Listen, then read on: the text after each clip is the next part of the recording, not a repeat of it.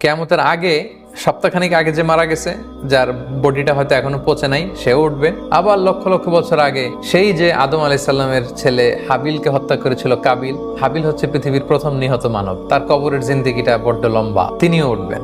Generation to generation সব উঠতে আরম্ভ করবে। আজদাস, অনেকে বলেছেন কবুর, আসলে আজদাস আরো ব্যাপক, কবর ছাড়া অন্যান্য জায়গা থেকে উঠবে, কারণ পৃথিবীর অনেক জায়গায় বন্যা হয়েছে, অনেক জায়গায় সভ্যতা চেঞ্জ হয়েছে, এর ভিতরে তো মানুষের লাশ পড়ে আছে মাটির নিচে, বা তার কোনো না কোনো অস্তিত্ব আছে। আল্লাহ বলেন ওইখান থেকে আমি উঠাবো, দলে দলে জেনারেশন টু জেনারেশন সব উঠবে। উঠে কি বলবে? ক্বালু ইয়া ওয়াইলানা মান বা'আসানা মিন মারকাদিনা, কে আমাদেরকে উঠালো? সবাই অদ্ভুত, মানে কি যে হয়েছে, কে আমাদেরকে উঠালো?